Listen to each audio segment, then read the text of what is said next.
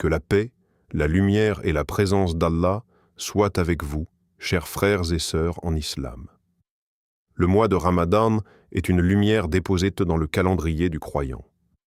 C'est un moment où les cœurs se purifient, où les larmes deviennent des invocations, et où chaque souffle peut nous rapprocher du paradis. Mais as-tu déjà ressenti que ton âme cherche quelque chose de plus profond pendant Ramadan, sans vraiment savoir quoi? As-tu déjà jeûné toute la journée, mais le soir venu, ton cœur se sentait toujours vide? Pourquoi certains Ramadans nous transforment et d'autres passent sans laisser de traces?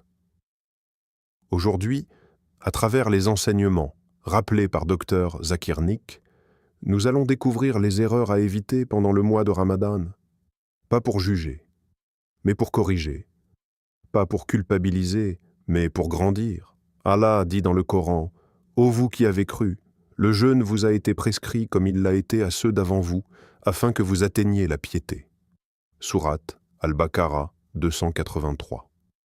Alors si tu veux vivre un Ramadan qui transforme ta vie, abonne-toi à Paroles qui réveille, like, commente et partage cette lumière. Cette vidéo n'est pas un hasard. Elle est une lumière envoyée par Allah pour toi. C'est une mission divine. 1. Jeûner sans comprendre le véritable objectif du Ramadan. Dès les premiers jours de Ramadan, les rues changent, les horaires changent, les habitudes changent. Mais la vraie question est, est-ce que ton cœur change?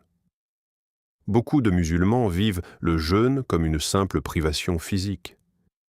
Ils surveillent l'heure du Fajr, attendent l'adhan du Maghrib, comptent les minutes avant l'iftar, mais oublient l'essentiel. Le Ramadan n'est pas une compétition d'endurance, ce n'est pas un défi physique, c'est un voyage de l'âme. La première erreur est de réduire le Ramadan à la faim et à la soif. Comme le rappelle souvent Dr Zakir Naik, le jeûne en islam a un objectif précis, atteindre le taqwa, cette conscience constante d'Allah qui transforme chaque geste, chaque parole, chaque intention. Allah dit, « Ô vous qui avez cru, le jeûne vous a été prescrit, afin que vous atteigniez la piété. » Sourate Al-Baqarah 283. Le but n'est pas la fin, le but est la transformation. Le prophète, que la paix et le salut d'Allah soient sur lui, a averti avec des mots puissants. Celui qui ne délaisse pas le mensonge et les mauvaises actions, Allah n'a pas besoin qu'il délaisse sa nourriture et sa boisson. Bukhari.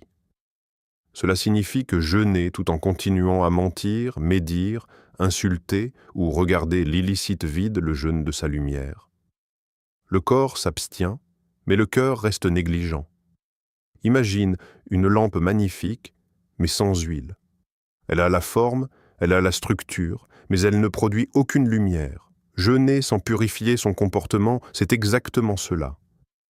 L'apparence du jeûne est là, mais la lumière intérieure est absente.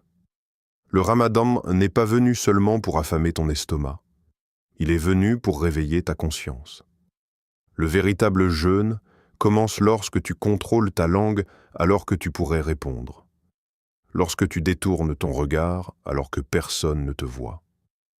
Lorsque tu pardonnes alors que tu es blessé. C'est là que le taqwa naît. C'est là que le Ramadan devient vivant. Beaucoup ressentent de la fatigue physique pendant la journée, mais continuent à nourrir leur colère, leur orgueil ou leur jalousie. Or, le jeûne est un bouclier contre tes propres faiblesses. Il t'apprend à dire non. Non à ton envie immédiate. Non à ton impulsion, non à ton ego. Si tu peux t'abstenir de boire alors que l'eau est devant toi, alors tu peux aussi t'abstenir du péché alors qu'il est à portée. Le Ramadan est une école de maîtrise de soi. Chaque heure de faim est un rappel. Tu es capable de te contrôler. Chaque soif est un message. Ton âme peut être plus forte que ton corps. Mais si cette discipline ne dépasse pas l'assiette, alors l'objectif est manqué. Dr Zakir Naik insiste souvent sur le fait que l'islam n'est pas un ensemble de rituels vides. Chaque acte d'adoration a une sagesse. Le jeûne purifie l'intention. Il brise l'orgueil. Il développe la gratitude. Quand tu ressens la faim, tu comprends la douleur des pauvres. Quand tu ressens la faiblesse, tu reconnais ta dépendance envers Allah. Le Ramadan vient réparer ton cœur avant de discipliner ton corps. Il vient enlever la rouille accumulée pendant l'année. Il vient te reconnecter à celui qui voit même lorsque personne ne voit. Si tu jeûnes seulement avec ton ventre, tu perds une récompense immense. Mais si tu jeûnes avec ton cœur, tes pensées, tes paroles et tes actions, alors chaque seconde devient une élévation. Le véritable succès du Ramadan ne se mesure pas au nombre d'heures sans manger. Il se mesure au nombre de défauts que tu as réussi à corriger, au nombre de péchés que tu as abandonnés, au nombre de fois où tu as choisi Allah plutôt que ton ego. 2. Négliger la prière et le Coran pendant le Ramadan. Le Ramadan n'est pas seulement le mois du jeûne, c'est avant tout le mois du Coran. C'est le mois où la parole d'Allah est descendue pour éclairer l'humanité. Allah dit « Le mois de Ramadan, au cours duquel le Coran a été descendu comme guide pour les gens, est preuve claire de la bonne direction et du discernement. » Sourate Al-Baqarah 285. Ce verset nous rappelle que Ramadan est une saison de guidance, une invitation à revenir au livre qui guérit les cœurs. Et pourtant, combien passent leurs journées à faire défiler leur téléphone sans fin? Combien veillent tard devant des séries, des vidéos inutiles, des discussions sans bénéfice, puis trouvent le Coran trop long ou trop difficile à lire? Quelle contradiction douloureuse! Nous trouvons des heures pour le divertissement, mais quelques minutes pour la parole d'Allah nous semblent lourdes. Le jeûne sans prière est un corps sans âme. Le Ramadan sans Coran est une nuit sans étoiles. Le cœur du Ramadan, c'est la connexion. La prière est le lien direct avec ton Seigneur. Le Coran est sa parole adressée à toi. Si ces deux piliers sont négligés, que reste-t-il vraiment de ce mois béni? Le docteur Zakir Naik insiste souvent sur un point essentiel. La réforme commence par la connaissance. On ne peut pas aimer ce que l'on ne connaît pas. On ne peut pas suivre ce que l'on ne comprend pas. Le Coran n'est pas un livre à réciter mécaniquement, c'est un message à méditer profondément. Chaque verset porte une lumière, chaque sourate contient une direction. Chaque mot est choisi par Allah avec une sagesse infinie. Beaucoup disent « Je ne comprends pas l'arabe ». Mais as-tu cherché une traduction? As-tu pris le temps de lire l'explication d'un verset? Le Ramadan est l'occasion idéale pour commencer, même une page par jour, mais avec présence. Même quelques versets, mais avec réflexion. Ce qui transforme, ce n'est pas seulement la quantité, c'est la sincérité. Imagine que tu reçoives une lettre d'une personne que tu aimes profondément. La laisserais-tu fermée pendant des semaines? Le Coran est un message de ton Créateur. Un message qui répond à tes peurs, à tes doutes, à tes blessures invisibles. Combien de versets parlent de patience alors que tu traverses une épreuve? Combien rappellent la miséricorde d'Allah alors que tu te sens coupable? Chaque verset est une réponse à une question que ton cœur pose en silence. Et que dire de la prière? Pendant le Ramadan, les mosquées se remplissent pour les tarawih. Les voix récitent le Coran avec émotion. Les larmes coulent. Mais certains continuent à retarder leurs prières obligatoires, à les accomplir rapidement, sans concentration. La prière est pourtant le premier acte sur lequel nous serons interrogés.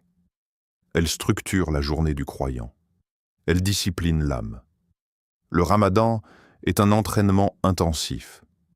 C'est un mois où l'on peut réapprendre à prier avec présence, à faire un sujet plus long, à invoquer plus sincèrement, à demander pardon avec humilité. Ce n'est pas seulement un mois pour s'abstenir de manger, c'est un mois pour nourrir son âme.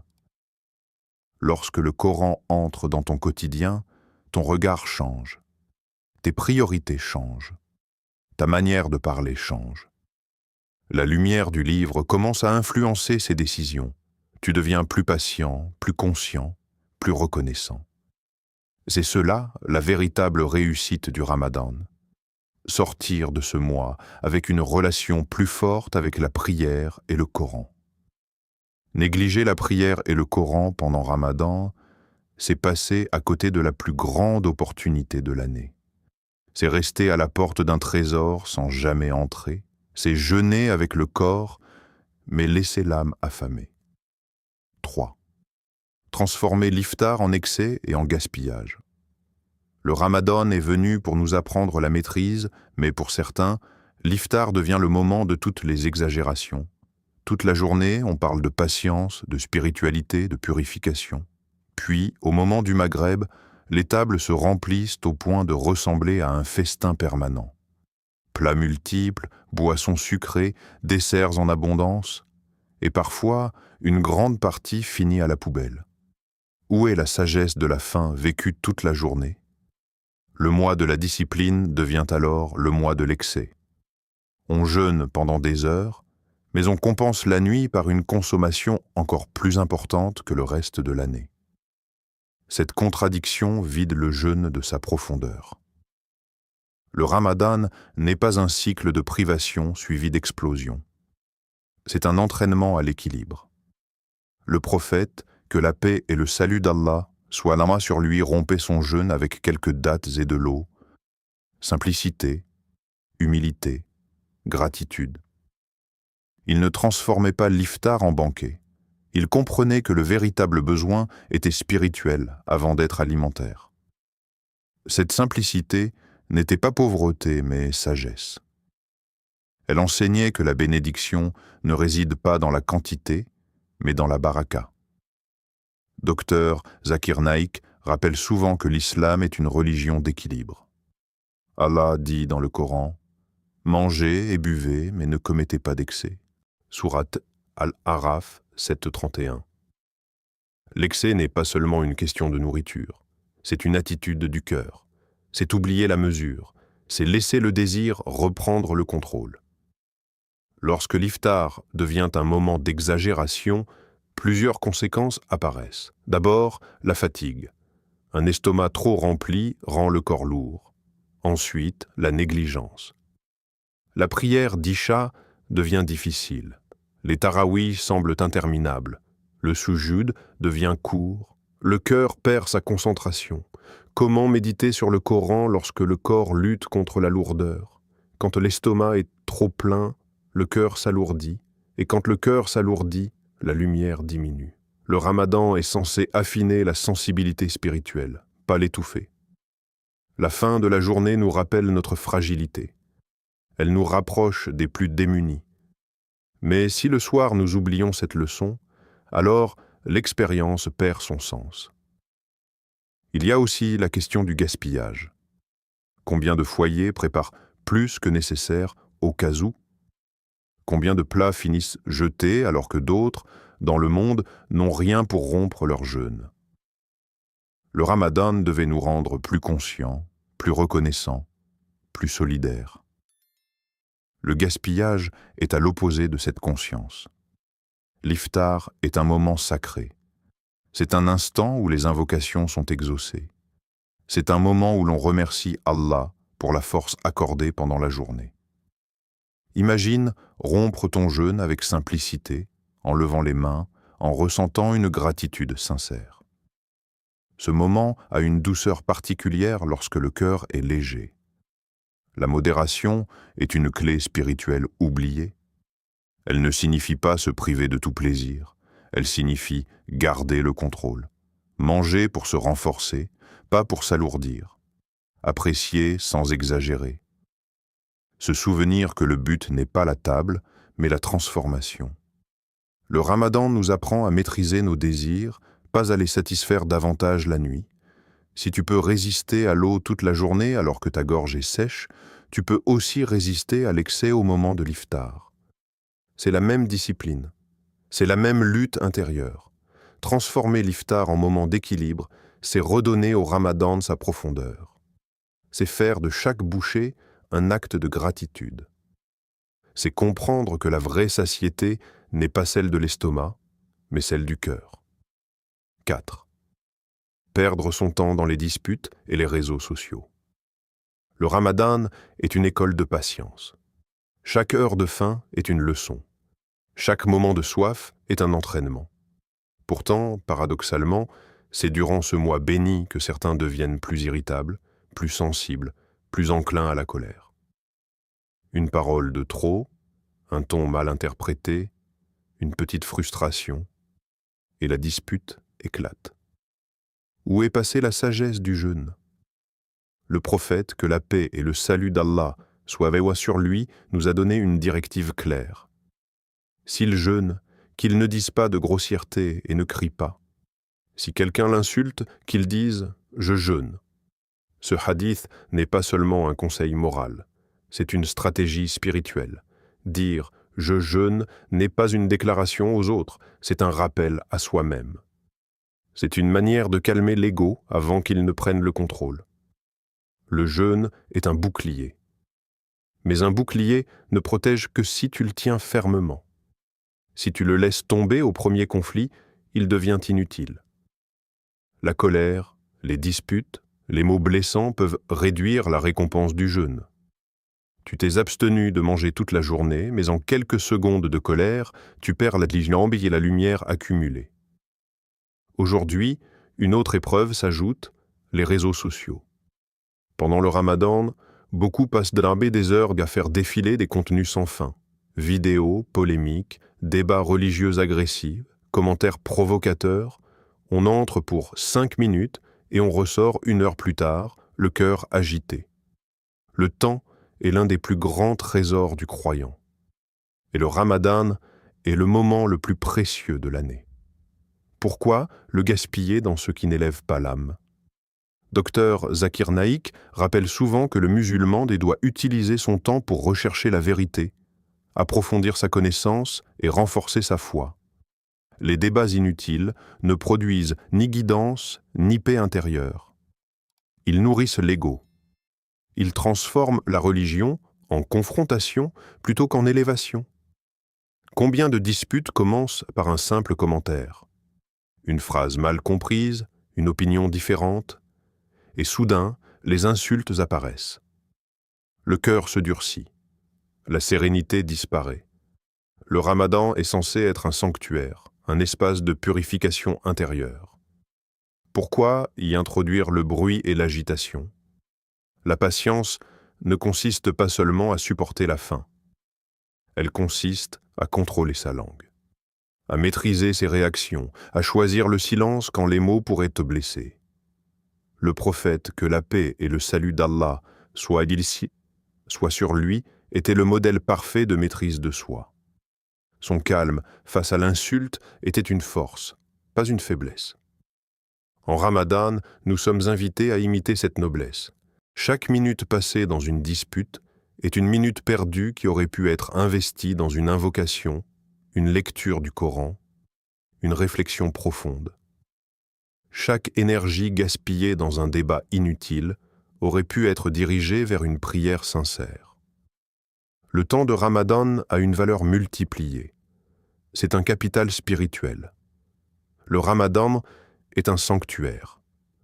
Protège ton cœur des polémiques. Protège ta langue des paroles dures. Protège ton temps des distractions excessives. Si une discussion ne t'élève pas, quitte-la. Si un contenu ne te rapproche pas d'Allah, éloigne-toi.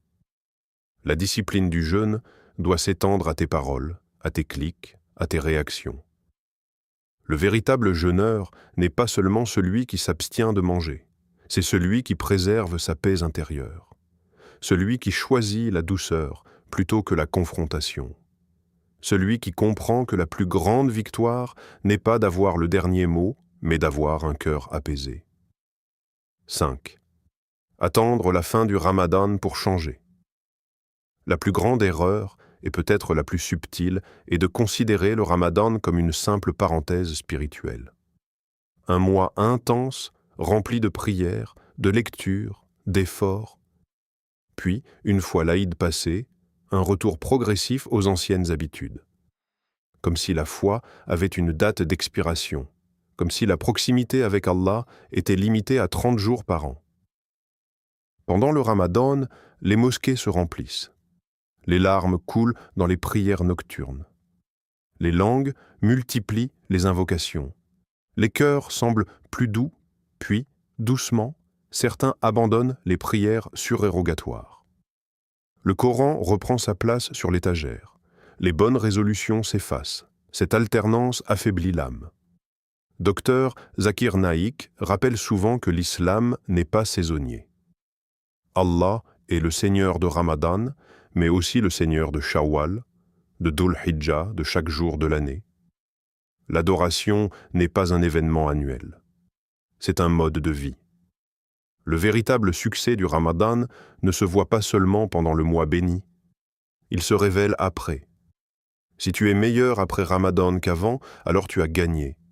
Si ta prière est plus régulière, si ta langue est plus douce, si ton regard est plus pur, si ton cœur est plus conscient, alors le Ramadan a porté ses fruits, sinon il risque d'avoir été une émotion temporaire, intense mais passagère. Le Ramadan est une école. Pendant 30 jours, tu apprends la discipline. Tu apprends à contrôler ton appétit, ta colère, tes désirs. Tu apprends à te lever pour prier la nuit. Tu apprends à donner davantage en aumône. Mais quelle est l'utilité d'une école si l'on oublie tout après l'examen? La vie après le Ramadan est le véritable test. C'est là que se mesure la sincérité. Beaucoup attendent le Ramadan pour changer. Je commencerai à prier pendant Ramadan. J'arrêterai cette mauvaise habitude pendant Ramadan. Et c'est un bon début. Mais le but n'est pas de suspendre le péché pendant un mois. Le but est de le quitter définitivement. Le Ramadan est un tremplin, pas une pause. Le cœur humain a tendance à retomber dans la négligence. C'est pourquoi la constance est plus aimée d'Allah que les grandes actions ponctuelles. Le prophète, que la paix et le salut d'Allah soient sur lui, aimait les œuvres régulières, même si elles étaient montées petites. Une page de Coran par jour après Ramadan vaut mieux que la lecture intense suivie d'un abandon total. Le Ramadan crée une atmosphère particulière.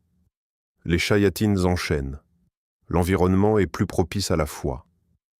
Mais la vraie force apparaît lorsque l'environnement redevient normal, lorsque les tentations reviennent, lorsque la motivation baisse. C'est à ce moment que la discipline acquise doit prendre le relais. Ne laissez pas ce mois être une simple habitude annuelle.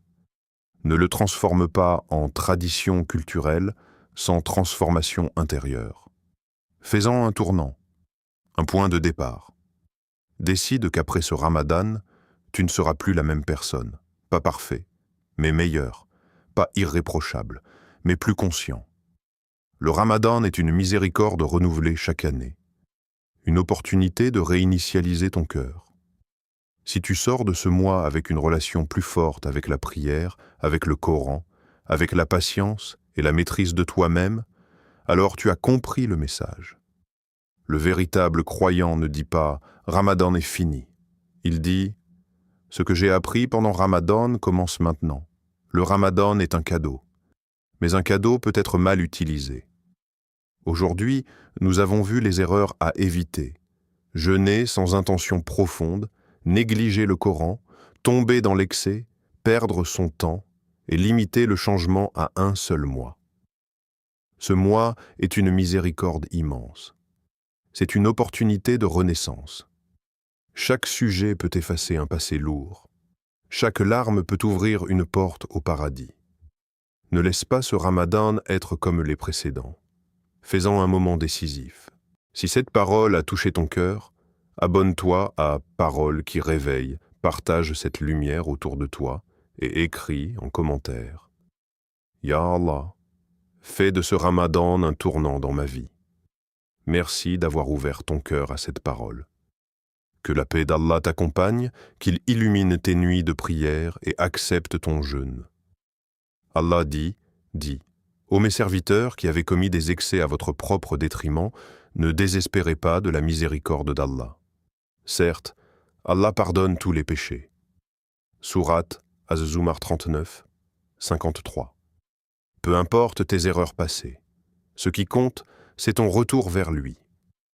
Qu'Allah fasse de nous des croyants sincères, constants après Ramadan comme pendant Ramadan. Amin.